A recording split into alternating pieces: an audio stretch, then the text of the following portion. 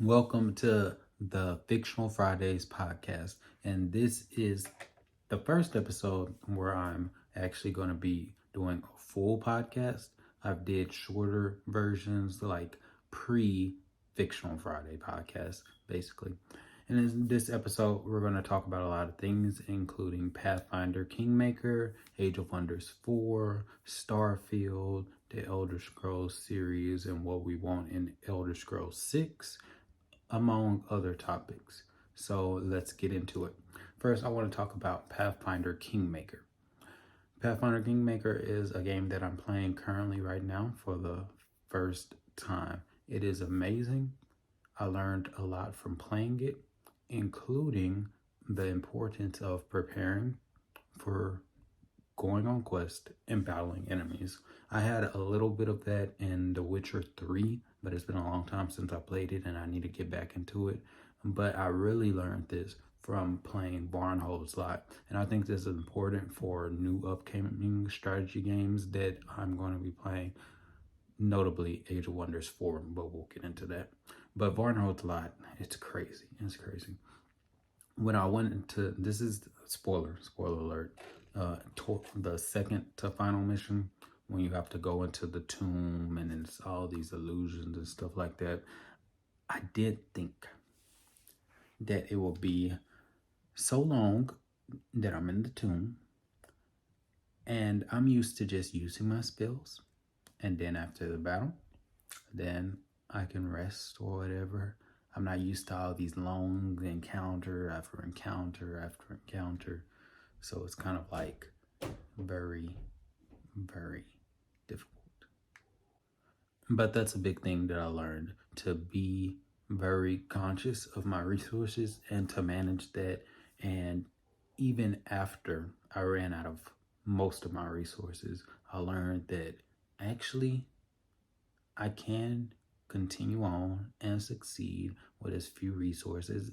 Well, it's like in the real world, when you think that you need all of this stuff to do what you want to do, to succeed, to do well in life, but then you realize that you don't need all of this stuff. You realize if you really want something and you get tired of waiting until you get a set amount of things, then you realize you can accomplish and do more than you thought. So I thought that was pretty cool that I learned that from, or it just reinforced by playing video games. And I like to mention things like that because we can be made aware of a lot of different things from playing video games and even learn some things, because video games are just a way to communicate stories, to entertain as well, but it can communicate ideas and messages, and that's prevalent when other creators or some companies get influenced by outside topics, motives, and stuff like that, and they try to convince you of certain things. You have to be aware of this stuff, but it can be used for good things. Now, the next thing I want to talk about is Age of Wonders Planetfall, because we're in the middle of playing that. I want to beat the campaign before Age of Wonders 4, but, well, I'll be able to finish the main campaign. But the DLC and all that stuff, I have to see how long that is. I'm not going to try to rush everything since I do have a lot of things to do. But I did learn a lot from playing that. And what I learned from because I'm playing on the challenging difficulty. When I play games, I normally just play on normal because I'm here to enjoy the game, not try to get points for beating it on my hardest difficulty and all that stuff. I don't care about any of that stuff. But I'm playing Age of Wonders Planetfall on the most challenging difficulty because Age of Wonders and strategy games, it teaches you how to think, and it's about strategy. So the game should be better on the hardest difficulties, unless it's like Civilization and the strategy becomes that they just get bonuses. It's like it's not real. Well, but you could consider it realistic, because in life you are not necessarily going to have the same resources as someone else. But in the strategy games, when I increase difficulty, I want the difficulty to be where the AI is more intelligent. They make better decisions. And when you increase the difficulty in Age of Wonders Planetfall, at least what this is what I found. They don't limit the AI from creating new cities and stuff like that if the AI chooses. I think in the earlier difficulties, they limit them in the cities they create. And I was like, nah, I need a more realistic experience. So that's what I'm aiming for when I increase the difficulty, the more realistic experience. So I'm actually like playing another human being. So it's more fun in that way. So Age of Wonder Planetfall, I learned the importance of not just sitting back and doing whatever you want to actually make units. I like the fact that in Age of Wonders 4 that you can build and create units at the same time. So now I'm not in between of, okay, should I build kingdom? Should I build units? It's kind of like in StarCraft 2 you have to manage that too, but not at the level of Age of Wonders series in total, because that's just you're doing a base. You macro, at least I play Zerg.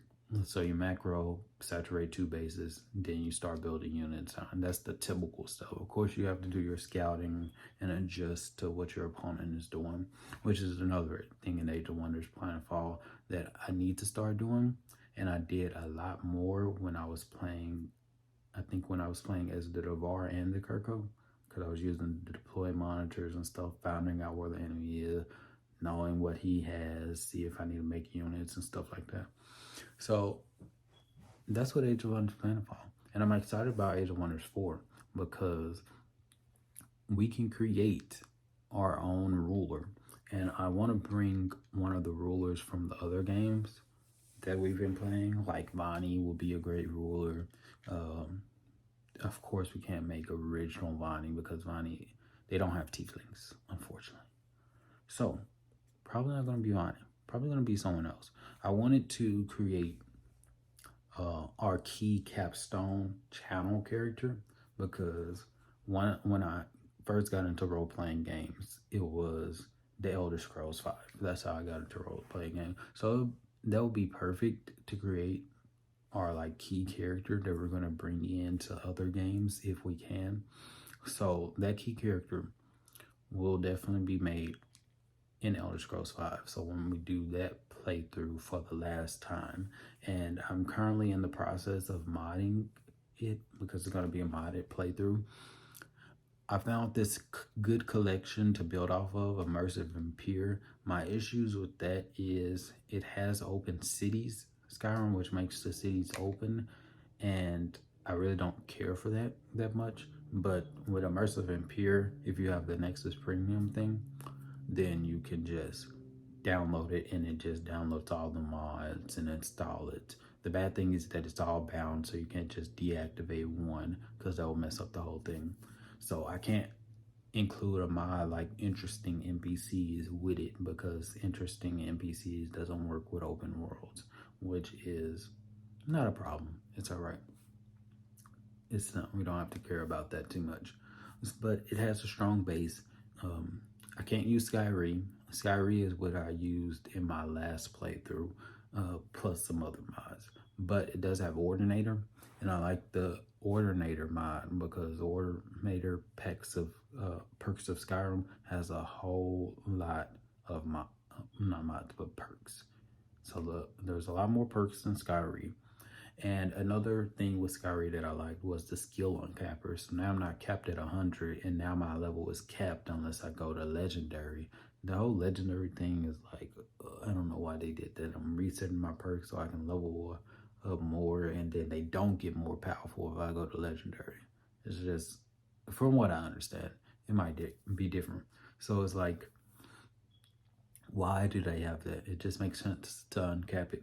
So I found the Skyrim skill uncapper that was with Skyrim, but I also found another mod that they have the Skyrim skill uncapper, but focused with Ordinator. So it balances everything, which is good. It's been like 5 years since I was like in the Skyrim scene and everything. So all these new mods are great, especially now that the Skyrim Special Edition, they're putting everything together. What I'm really upset is that the Deadly Dragons Armory mod, they have imported to Skyrim Special Edition. They had it in original Skyrim. This is the mod where it has all these dragon armors, but they require dragon soul gems, dragon bones, dragon scales to make it. So it's like late game armor because you need a great amount of things. But they had armors for every single playstyle, whether you're a mage, heavy armor, or light armor. The two major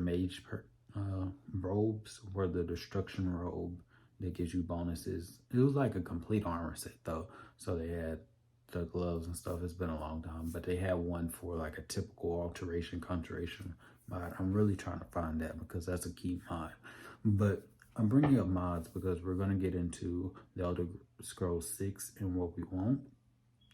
But I want to go over the mods first because that's going to influence what we want. Well, if it's not going to influence, it's going to showcase like what Bethesda can do, because Bethesda already shown with their anniversary edition that they are cognizant of the modding scene. They are looking at the modding scene, so they know what we want, so they can just implement this, and they prove that they can implement this in the Skyrim special edition / Skyrim anniversary edition. And since the Elder Scrolls 6 is going to be made on Creation Engine 2, all of the stuff that I'm mentioning can be in the game. But we'll get on to that. But before we do that, I want to talk about Starfield, because Starfield is how we found out about the Creation Engine 2, because that's using the Creation Engine 2 as well as the Elder Scrolls 6 is going to use it. And that will give us a look at what they're capable of. So if Starfield, which is supposed to be a galaxy expanding game, is made on the Creation Engine 2, just think about how the Elder Scrolls 6 can be. Because if you can create a galaxy in Starfield, what is stopping you from, in the Elder Scrolls 6, finally giving us access to the entirety of Tamriel? This is just me thinking about it. I haven't looked at any like I have seen a few Starfield videos, but I haven't got into real depth with the Elder Scrolls 6 like wish list. I found one playlist on YouTube, and he talked more about creating your getting more in depth with your factions, and he mentioned something about not being the Dragonborn, but obviously you're not going to be the Dragonborn because that's not the focus of this thing. But we'll talk about that stuff. But this is just ideas. This is the fun part. So you already made Tamriel on Skyrim Elder Scrolls Online, which I have it, and I have it on the Epic Game Store. So I tried to, because I'm playing on Mac. We'll talk about that later. And I downloaded it with the Mac OS system. And then I tried to play it and it didn't play. So I don't know if the download messed up and I have to restart it. I'm not really like seriously care for playing it right now, because I have other games to play. And now I have Parallels 18, so I could just download it on the Windows version. Parallels 18 is how I'm playing a game. Oh, that's how I'm modding Skyrim. I just haven't played it. And how I'm playing Enderal. Enderal is like an in-between thing that I'm going to be doing eventually. But they made the Elder Scrolls Online. So this is an online game, server-based game. I don't know what engine that's made in or the difference between the MMORPGs, but you have the whole of Tamriel. You made that. That's done. You made Oblivion, Morrowind, all this stuff. 2. Number 3, there are already creators making the Beyond Skyrim, which is Morrowind. I think Skywind is the closest one to completion. And from what I hear, I haven't played Morrowind, so I don't know how good it looks compared to original Morrowind. But you have a modding team. The Elder Scrolls 6 is not scheduled to come out. It's between 2024 and 2026 when we can expect to play the Elder Scrolls 6. Now, Bethesda already shown it doesn't have a problem taking mods and stuff like that. So I don't think they'll take the work done, like just take it and steal the work done by these modders, but it's already being created. So it makes more sense to just, for the Elder Scrolls 6, this might have been already, you let me know in the comments or whatever if this has already been revealed, if you'll be able to play the entirety of Tamriel. But it looks like, and it's going to be my prediction for right now, after I make this video and this out, I'm going to go look it up and see if I was just repeating something that was already repeated.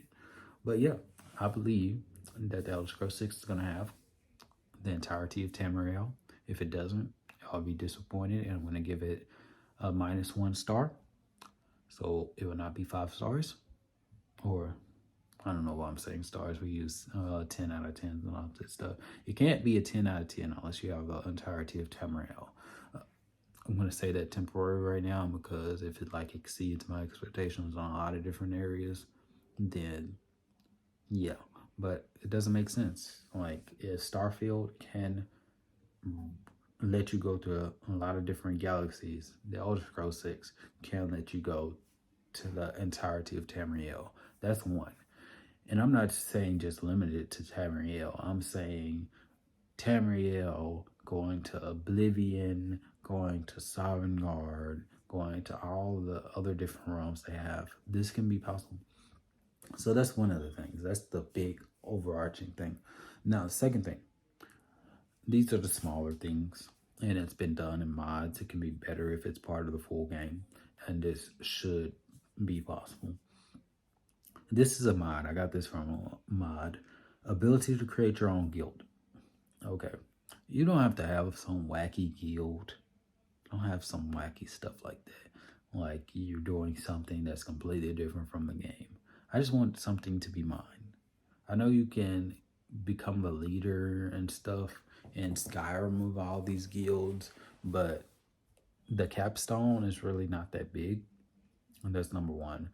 I know there's a mod that gives you some like serious guild perks to make that better, but I'm talking about a guild where you can create your own member, not create. That can be too. They can incorporate that from, I would say Pathfinder Kingmakers, since you can get mercenaries from there and like recruit them, make them ideal. But I'm thinking more Celasta because I really like how Celasta did it. I haven't played it yet, but from what I've seen in gameplay, you create your characters. They have different voices and stuff like that. And then Celasta, like I guess they generate that and they create the animations using the voice. All this can be done with Creation Engine 2 AI. They can do this. So you can either recruit mercenaries and it be like you're creating them, but they come in as mercenaries, or you bring them in from people that you find in your travels. Like, oh, this is a potential guild member, and even if you don't want to make your own guild, you can recruit them to the faction that you're a part of. So you can join these farmer faction, the bandit faction, warlock factions, all these other factions. And I think the factions should be more detailed because when I was first playing Skyrim, I'm like, these are just enemies. I didn't know they were actual factions. Probably I should have paid attention more. So that'll be cool. Create your own guild, be able to level up, have your guild members do different things. You can have a criminal organizations where they steal stuff. You can have a summoning organization. I still need to play that guild mod, but it's going to be in my load order after I figure out all these other things out, trying to get it to work. My main problem with the load order is the UI and the lower left hand side. It has all these numbers and these icons. I have it to the point where it's not showing up right now. Now I'm at to the point where I'm just doing stuff. Yeah, so in the guild, you should be able to recruit people, have them do things. I know in the mod, from what I've seen, like you can have them commit crimes, but that affects your bounty. I have to see how detailed it is because there should be situations where like it should be more realistic where you have the guild members like commit the crimes and stuff like that. Maybe create your own guild insignia where the people might have the guild insignia on their banners, and you should, this is like super detailed where you can have them, hey, wear the insignia or not wear the insignia. If they're wearing the insignia and they commit crimes, then that's going to go to your guild reputation. Then you'll start having people like the people who went after the Dark Brotherhood, have them start to look into the faction, stuff like that, do some research. Now, you can do a whole system on this, incorporate ideas from different games. Of course, the Nemesis system is, what is they call, copyrighted or whatever, but you can make some systems similar to other games that take advantage of this resource, where you actually have them in the background looking into the system, then look for you to find the leader, and then they find out you, then you have the bounty instead of just being connected like that. And then, of course, I think on their own, they're going to make the trade system better. And when I say trade system, I want it to be less video gaming. I want it to be more realistic, where I'm not just, I have all this gold and nothing to do with it. Like in Kingmaker, I like the fact that, yeah, you're getting a lot of money from selling this stuff, getting this loot, but you're also a baron of kingdom. So you still, if you want to make it grow, from what I understand right now, that you use some of that gold to purchase some build points. Also, you need to use some gold to get better equipment or more like consumables. I think that's the most important part. So I like that balance. So I think they should have a balance like that. I'm not saying make us a king or make us part of a kingdom, but this goes into our next points.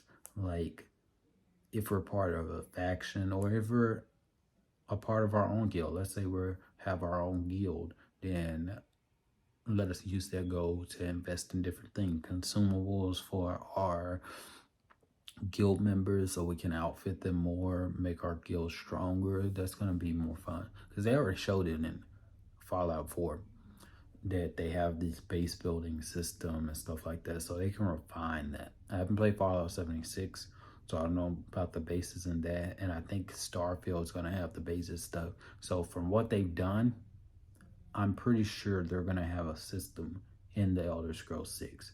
I want them to have the guild system. I don't see the point of doing like regular bases or stuff like that, but we'll get into that, because the next one is ability to take over different forts and land for our respective factions. So I saw a mod, and I have it in my load order, called Lawbringer, and it just sets some of the different parts in Skyrim into letting you take control of it. I'm guessing it's lore friendly. I haven't played it yet. These are just mods that I'm going through. And I think if they don't have the guild system, which I feel like they should have the guild system, and they in fact will have some version of the guild system or this faction system where you can build a base or build a fort, that should be in the game. This is not. Now, these first two parts is like what we want, but I think this is realistic where they're going to put it in. So you can let me know in the comments, like, if you think or how you think it will be implemented.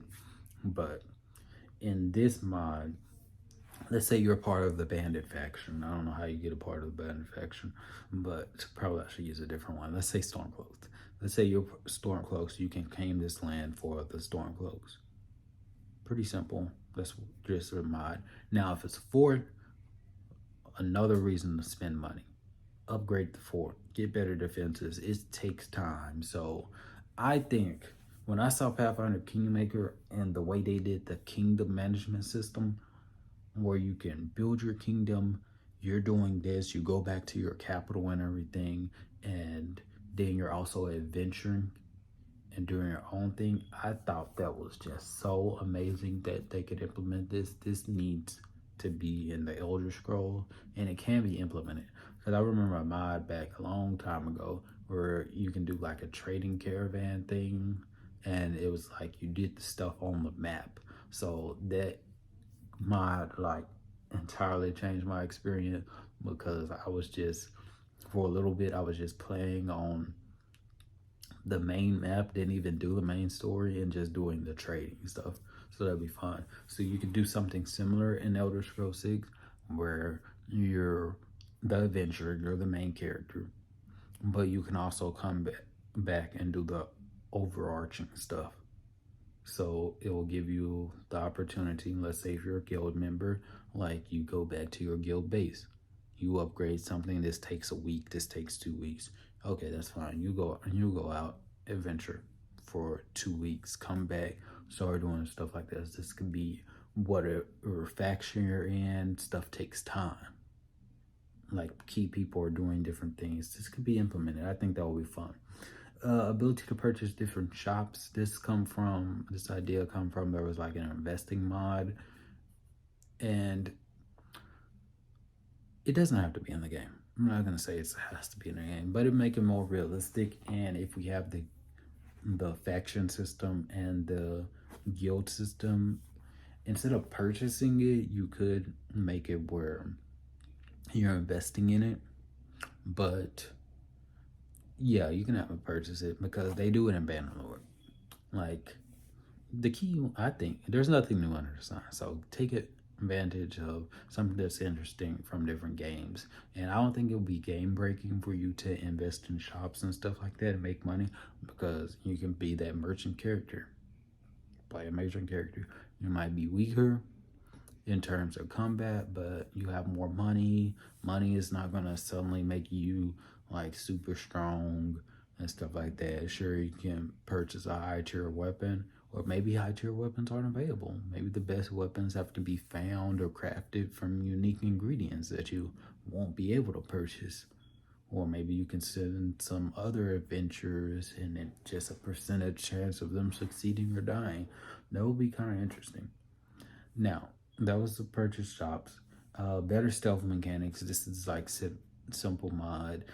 This should have been in the Skyrim. I know they have a mod like this. If you're wearing a cowl, like you're hiding your face, or let's say you're wearing a mask or whatever, like they can't even see your face, you commit a crime, you do this, you take it off if the crime's not there because you're a different person. Now, of course, there's things like body type and voice and stuff like that, but if you're not talking to anyone or don't have the dialogue option, I don't think that should be an issue. So that thing, and the armor mechanic, like if you're wearing Stormcloak armor going into Solitude, you should be attacked on sight, number one. That's just if you're a new character and stuff like that. That's why I believe there should be a renown system where they know you. So even, I don't think throughout the entire game, if you wear a Stormcloak, you can fit in with the Stormcloaks. If you've been in some battles against the Stormcloaks, I'm not going to say this in the game. This is just people understand this. Of course, I'm pretty sure they're going to have new faction, different combat, but people understand this. If you're as one faction and you have been in battles against another faction, they know you, they have renown. Just because you wear their outfits is not going to change anything. But just starting out, you should be able to fit in, sneak in, infiltrate a faction if no one knows about you, especially if you have masks and stuff and play it right, and then you don't betray them until you take off your cowl. Should be interesting. Now, that's the video game stuff. Now let's talk about anime. I know I haven't did an anime video in a while. That's because I'm still trying to get caught up on One Piece and Boruto, and I'm watching about one episode. Well, not about. I'm watching one episode of each per day. So in One Piece, I finally got to the part where now they're fighting Kaido, and now they show that they have some sense and they know how to make an episode. And then they changed the animation, of course. And now it's so cool. Now I remember why I love One Piece so much. So you have Luffy. I don't know why this.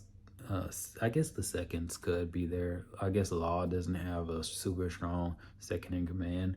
So there's Luffy, Law, Kid. Then you have Zoro, which is pretty much, I know there's some competition between Zoro and Sanji. But Zoro was first. And I don't know if I'll be triggering people, but whoever, Zoro's stronger. So we have Zoro there. And then we have, I guess, Killer. I guess Killer's strong or something. Super strong. I guess they prove.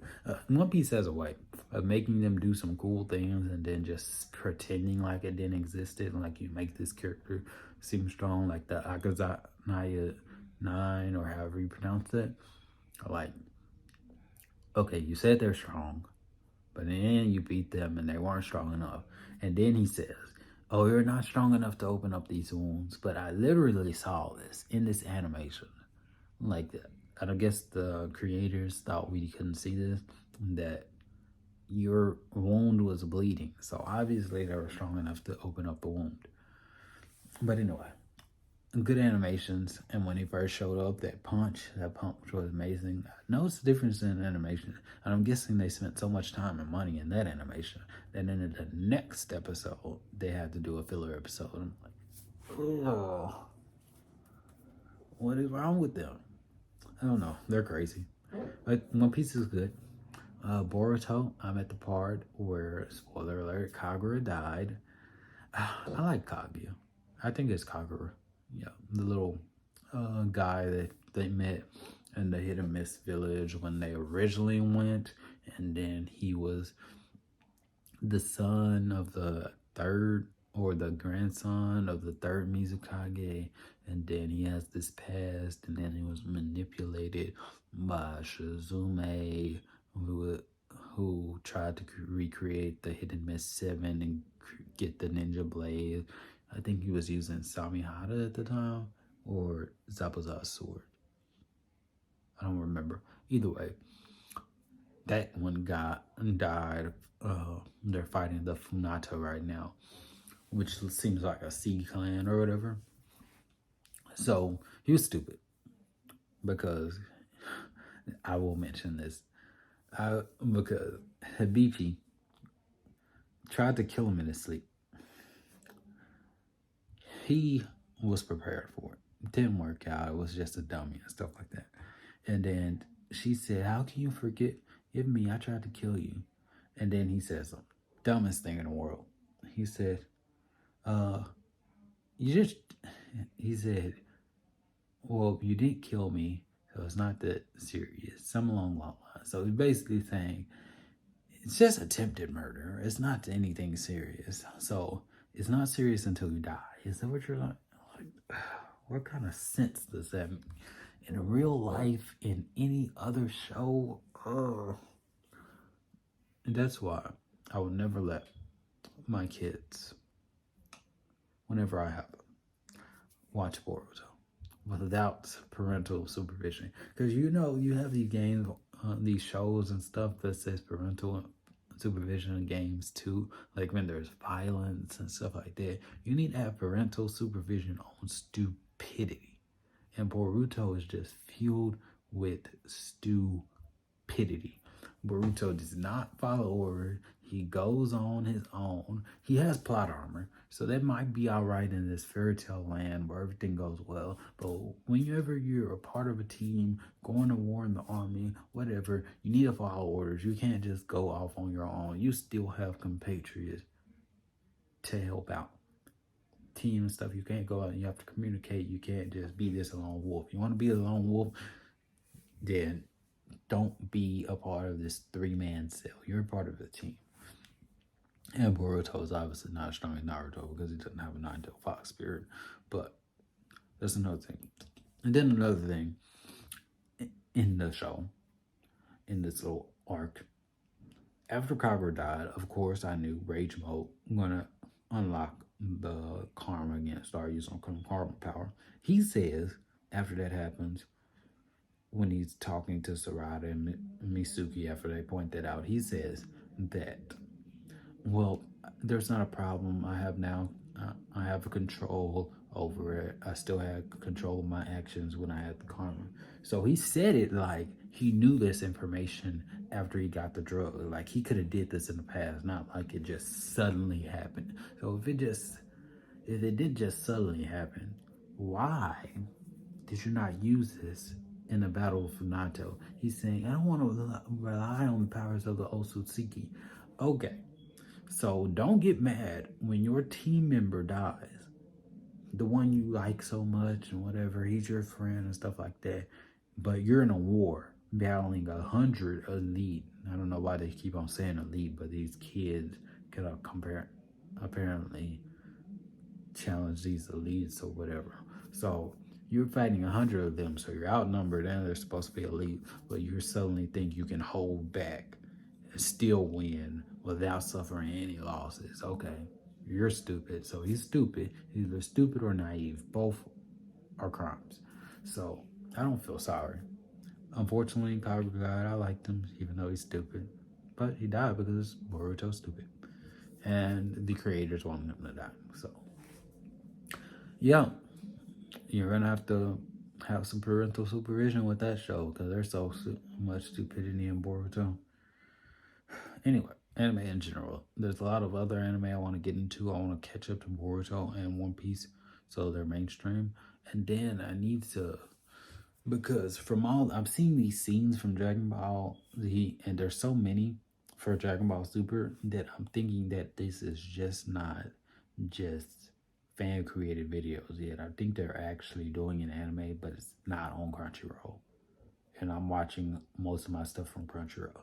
So it looks like I have to do some, well, it's really not that serious. I'm getting caught up and stuff. So I could wait until it comes on Crunchyroll, or I can look on the sites and look for Dragon Ball Super. I still need to watch Dragon Ball Super Superheroes. I watched Dragon Ball Super Broly. So yeah, those things are on my to-do list. Eventually get to them. Main things games right now. And then the book series. I'm still reading right now. I'm in the nonfiction series. I mentioned this last episode, but the next big series not series, the next big book will be The Lightbringer, which will be book 6 of the Red Rising series. The book after Dark Age, that comes out in June. So I will be reading that, and that will be a part of these Fictional Fridays. But yeah, that's it. That's our first episode. In our next episode, I'm going to have more information. I'm going to look into Starfield more, look into all the information that they're having about Elder Scrolls 6 so far. And then about that time, I'll be done going through my mods and stuff like that, my list, trying to get ideas. Like I'm really sure that they're going to have a full Tamriel going everywhere, because why not? Unless they just don't have enough details to cram pack and stuff. But they had all these radiant quests and stuff like that. And all this time spent, 2023, Skyrim came out 12 years ago. They had time. As soon as Skyrim came out, they had the time to create quests and stuff like this. And then they have quests for Elder Scrolls Online. They can do the quests. They have writers. Writers can do this stuff. So I'm pretty sure that's in guild / fort conquering / something similar to that. I don't think they'll do some generic base thing, because if you do a base in the Elder Scrolls, it's like you're a faction. You're part of it. It's gonna have to be a part of a faction. Like why else would you have a base? This is not like in Fallout where you're just making a base because you need survivors and stuff like that. No, this world isn't happening. So if you're gonna build a base, it's for something. But anyway.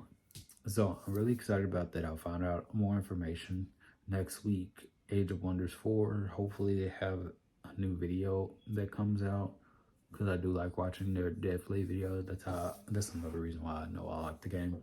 And then I'll have more information on estimated completion of Age of Wonders Planetfall, because we'll definitely finish the main campaign this month. The DLC will probably play it alongside of Age of Wonders 4, but I'm pretty sure Kingmaker will not be finished, because I've seen some other playthroughs. Haven't seen them yet, but I've seen some other like videos and stuff like that. Some last 101 videos, some last 89 videos. It's like some stuff to do, but I'm excited. Great time to be a gamer. Hogwarts Legacy, it's on my wish list. I want to get to it. I have a lot of stuff to do this year. I hope you join me. If you want to see anything, let me know. What game you want to see me play next, what game you want me to see me cover. If you have anything to add to the Elder Scrolls 6 wish list, then let me know, because I like these new ideas, because I just love the idea of mods and stuff like that. And I don't know how much time it takes to create mods, but I like the idea of just like coming up with ideas, and like, but I need to find a personal modder. I really do. But anyway, thanks for watching. Have a nice day.